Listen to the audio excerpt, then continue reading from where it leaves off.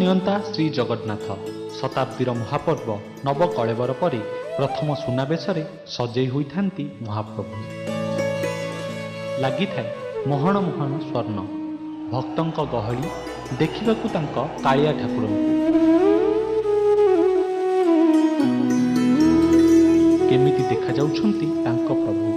ଏହି ସମୟରେ ସେହି ପ୍ରଭୁଙ୍କ ଚରଣାରବିନ୍ଦରେ ଲୀନ ହୋଇଗଲା ଗୋଟିଏ ଆତ୍ମା।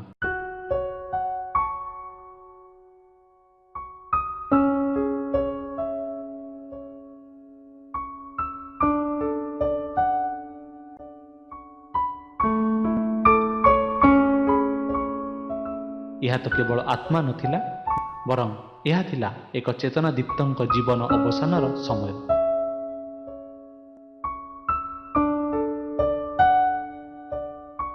ଏହିଭଳି ଦୁର୍ଲଭ ମୁହୂର୍ତ୍ତରେ ଜୀବନ ମୃତ୍ୟୁର ଅନନ୍ୟ ଗାଥାକୁ ବର୍ଣ୍ଣନା କରୁଥିବା ଦାର୍ଶନିକ ହୃଦାନନ୍ଦ ନିଜ ଶରୀରକୁ ତ୍ୟାଗ କଲେ।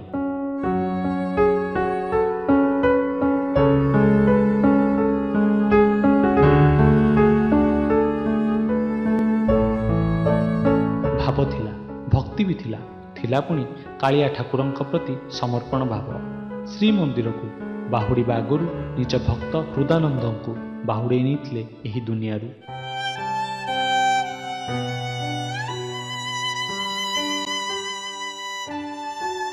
ଉଡ଼ିଯାଇଛି ଆଉ ଏକ ନିଆରା ଭକ୍ତିର ପାରା, ଶୁଭୁନାହିଁ ଆଉ କାଳିଆ ସାନ୍ତାଙ୍କ ପାଖରେ ହାରି ଗୁହାରି।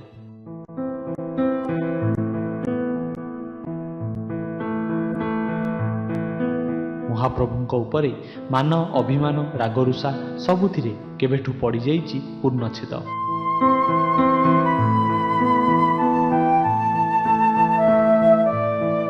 ଭାବର ଭୂଗୋଳରେ ଯିଏ ରଚିଥିଲେ ଭକ୍ତିର ଭବ ପାରାବାର, ସରଳ ସ୍ୱଭାବରେ ଯିଏ ସୃଜିଥିଲେ ସହସ୍ର ହୃଦୟର ଆବେଗ ଆନନ୍ଦ, ସେ ଥିଲେ ପ୍ରତିଟି ଓଡ଼ିଆର ମରମ ତଳର ମନପକ୍ଷୀ, ଦରଜ ଭିତରର ଦିବ୍ୟଧାରା।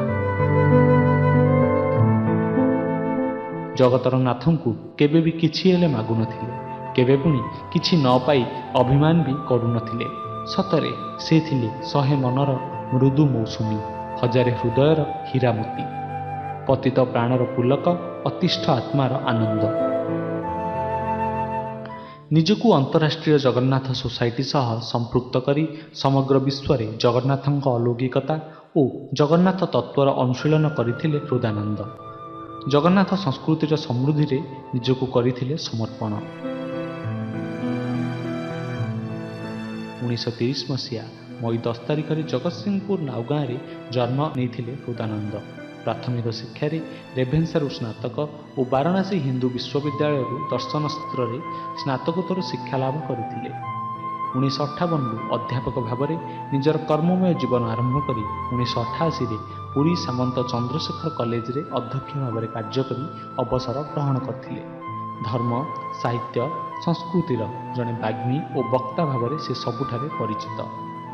ବିଚ୍ଛନ୍ଦ ଚରଣ ପଟ୍ଟନାୟକଙ୍କ ନେତୃତ୍ୱରେ ହୃଦାନନ୍ଦ କଳିଙ୍ଗ ଭାରତୀ ଅନୁଷ୍ଠାନରେ ଯୋଗଦେଇ ଭଞ୍ଜ ସାହିତ୍ୟର ପ୍ରଚାର ଓ ପ୍ରସାର କ୍ଷେତ୍ରରେ କାର୍ଯ୍ୟ କରିଥିଲେ।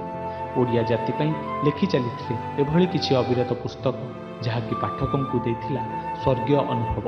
ତାଙ୍କ ଲେଖା ଜରିଆରେ ସେ ଅମର ହୋଇ ରହିବେ କାଳକାଳକୁ।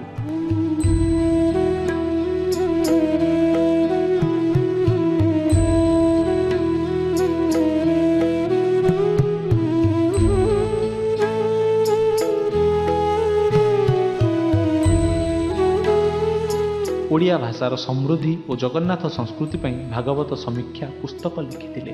ସେହିପରି ନିଜ ଆତ୍ମଜୀବନୀ ଜଣେ ଅନୁଭବୀ ଅନୁଭବରେ ନିଜ କାହାଣୀକୁ ଲେଖିଥିଲେ ହୃଦାନନ୍ଦ। ସେଥିପାଇଁ ତ ହୃଦାନନ୍ଦଙ୍କ ସାହିତ୍ୟ ପାଇଥିଲା ଓଡ଼ିଆ ସାହିତ୍ୟ ଏକାଡେମୀ ପୁରସ୍କାର, ସାରଳା ପୁରସ୍କାର, ସାହିତ୍ୟଶ୍ରୀ ସମ୍ମାନ, ଓଡ଼ିଆ ଭୂଷଣ ସମ୍ମାନ, ବ୍ୟାସଦେବ ସମ୍ମାନ, ମଧୁ ସ୍ୱାଭିମାନ ସମ୍ମାନ ପ୍ରମୁଖ ପୁରସ୍କାର। ଭାବ ପ୍ରକାଶରେ ସମର୍ଥ ସରଳ ଶବ୍ଦ ସଂଯୋଜନା ଓ ସ୍ୱଚ୍ଛ ପ୍ରକାଶ ଭଙ୍ଗୀ ତାଙ୍କ ସାହିତ୍ୟର ଉଲ୍ଲେଖନୀୟ ବୈଶିଷ୍ଟ୍ୟ। ଜୀବନ ଥିଲେ ଥାଏ ଏକ ନିର୍ଦ୍ଧାରିତ ମୃତ୍ୟୁ, ହେଲେ କିଛି ମୃତ୍ୟୁ ଜୀବନରେ ଆଙ୍କି ପାରେ ନାହିଁ ସୂର୍ଯ୍ୟାସ୍ତକୁ। ହୃଦାନନ୍ଦ ରାୟ ଆଜି ମଧ୍ୟ ଅଛନ୍ତି ଓ ଥିବେ ଯେ ପର୍ଯ୍ୟନ୍ତ ଅଛି ଓଡ଼ିଆ ଜାତିର ଅସ୍ମିତା ଓ ଅସ୍ତିତ୍ୱ। ଭକ୍ତିରେ ଭାବକୁ, ଭାବରେ ଭାଷାକୁ ଆଉ ଭାଷାରେ ଚେତନାକୁ ଛନ୍ଦିବାର କଳା କୌଶଳ ଭଲ ଭାବେ ଆୟତ୍ତ କରିଥିଲେ ହୃଦାନନ୍ଦ।